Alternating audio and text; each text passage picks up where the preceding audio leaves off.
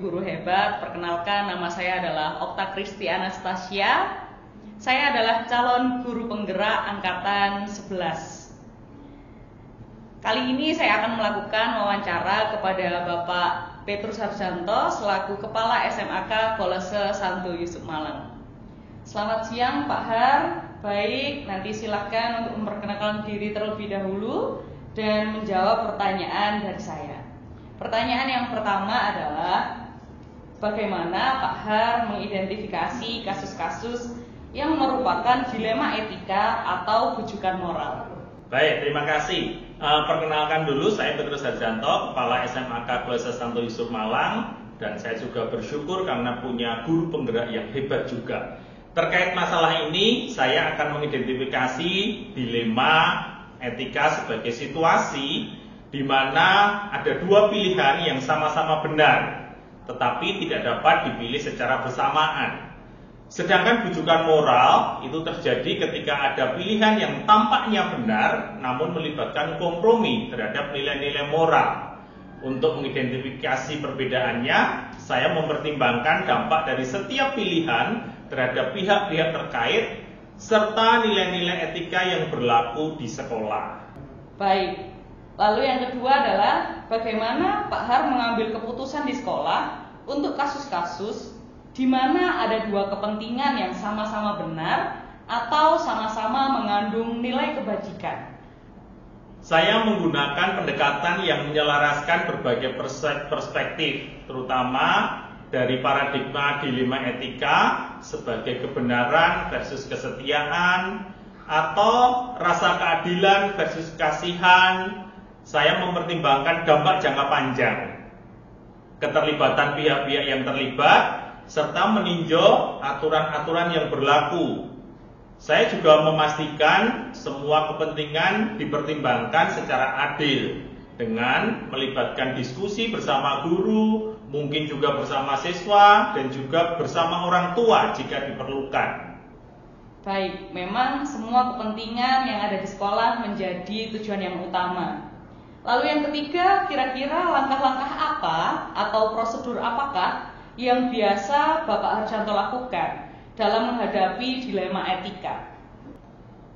Pertama-tama, saya mengumpulkan fakta-fakta yang relevan.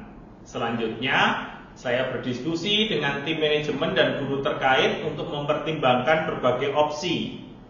Ketiga, saya menguji opsi-opsi tersebut melalui 9 langkah pengambilan keputusan, seperti pengujian prinsip-prinsip resolusi dilema dan mempertimbangkan konsekuensi dari setiap keputusan. Dan terakhir, saya harus berani memutuskan langkah yang terbaik dengan mempertimbangkan kesejahteraan semua pihak yang terlibat di dalamnya. Kira-kira hal apa saja yang Pak Har anggap efektif dalam pengambilan keputusan pada sebuah kasus dilema etika? Hal yang paling efektif adalah dialog terbuka dan transparan antara pihak-pihak yang terlibat, serta penerapan prinsip-prinsip etika dalam mengambil keputusan.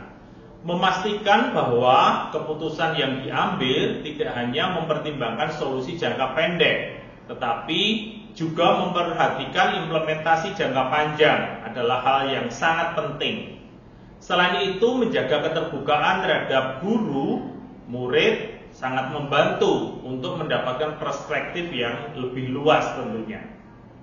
Baik, lalu apa saja tantangan dalam pengambilan keputusan pada sebuah kasus dilema etika? Ya banyak ya, salah satunya tantangan terbesar adalah ketegangan antara kepentingan individu dan juga kepentingan kelompok. Terkadang apa yang baik bagi seseorang siswa mungkin tidak sejalan dengan kepentingan sekolah secara keseluruhan. Selain itu, menjaga keseimbangan antara penerapan aturan secara tegas dan menunjukkan empati terhadap kondisi tertentu juga menjadi tantangan, terutama ketika melibatkan aspek moral yang sesuai. Lalu apakah Pak Har memiliki jadwal atau prosedur tertentu dalam menyelesaikan kasus tersebut? Kalau jadwal, saya selalu menyesuaikan dengan kasusnya secara lengkap. Jadi kami tidak akan pernah mengambil keputusan secara instan.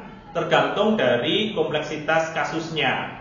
Ada kalanya saya perlu waktu untuk mengumpulkan fakta, berdiskusi dengan pihak-pihak terkait, dan menganalisis dampak keputusan sebelum mengambil tindakan. Dalam kasus tertentu, kami juga menggunakan rapat koordinasi bersama tim untuk menentukan solusi yang terbaik.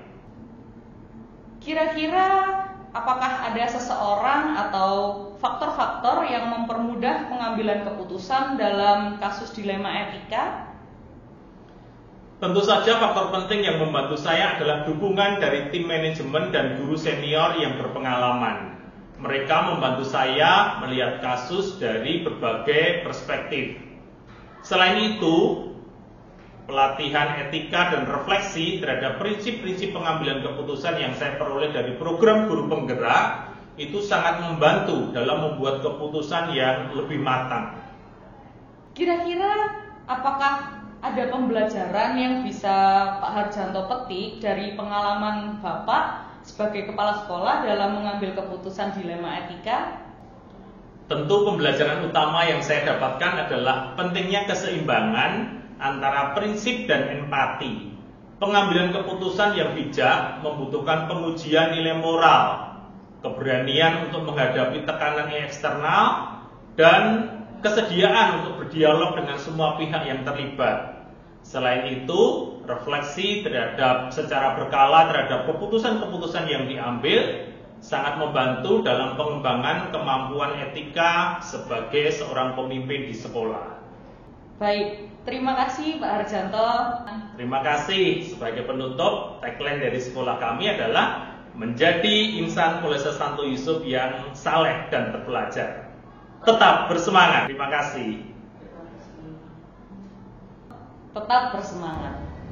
Baiklah, sekarang saya akan memberikan analisis dari praktik pengambilan keputusan berdasarkan hasil wawancara dari Bapak Kepala Sekolah. Yang saya wawancarai adalah Bapak Kepala SMAK Kolese Santo Yusuf Malang. Berdasarkan hasil wawancaranya, tampak bahwa dalam pengambilan keputusan untuk kasus-kasus dilema etika, Bapak Kepala Sekolah mengandalkan pengalaman pribadi dan prinsip-prinsip umum seperti keadilan dan kepedulian.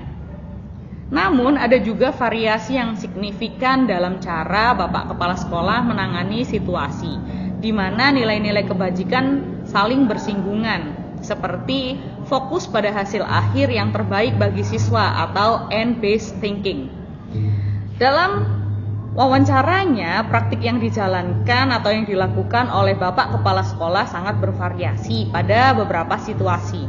Beberapa dari dilema etika yang disampaikan menggunakan pendekatan berbasis hasil akhir atau end-based thinking, di mana Bapak Kepala Sekolah menimbang konsekuensi dari tindakan dan memilih jalan yang memberikan manfaat terbesar bagi pihak yang lebih umum.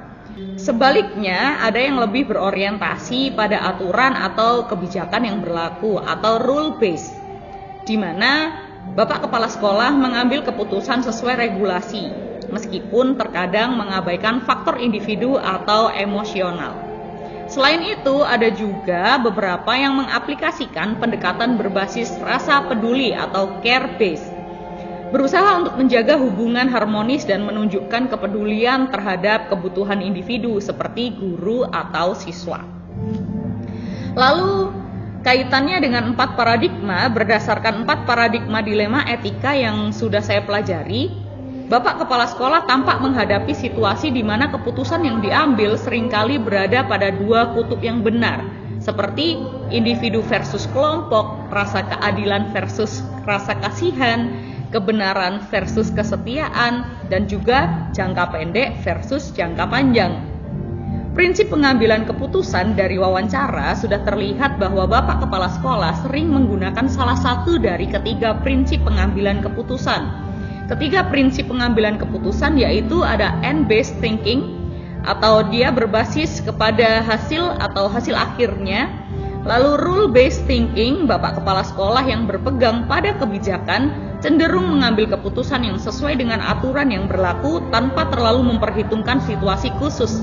Dan yang ketiga adalah care-based thinking, yaitu Bapak Kepala Sekolah cenderung lebih humanis, menggunakan empati dalam pengambilan keputusan. Dalam 9 langkah pengujian keputusan, meskipun ada beberapa variasi dalam pengambilan keputusan, mayoritas Bapak Kepala Sekolah tampaknya belum secara formal menerapkan 9 langkah pengujian keputusan. Langkah-langkah seperti mengenali dilema, mempertimbangkan opsi, dan mengevaluasi dampak jangka panjang jarang diikuti. Mereka cenderung mengandalkan intuisi dalam pengalaman. Refleksinya adalah melalui analisis ini saya menyadari bahwa pengambilan keputusan yang baik itu membutuhkan keseimbangan antara berbagai paradigma dan prinsip. Meskipun kepala sekolah cenderung mengandalkan satu pendekatan saja, saya belajar bahwa untuk mencapai keputusan yang lebih etis dan adil, penting untuk mengintegrasikan semua prinsip dan mengikuti langkah-langkah sistematis dalam menguji keputusan. Keputusan yang diambil tidak hanya harus memecahkan masalah, tetapi juga harus mencerminkan nilai-nilai kebajikan yang konsisten. Terutama dalam situasi di mana pilihan-pilihan yang ada itu sama-sama benar. Hal ini semakin memperkuat pemahaman saya tentang pentingnya refleksi mendalam dan konsultasi dalam proses pengambilan sebuah keputusan. Berikut analisis dari saya. Terima kasih.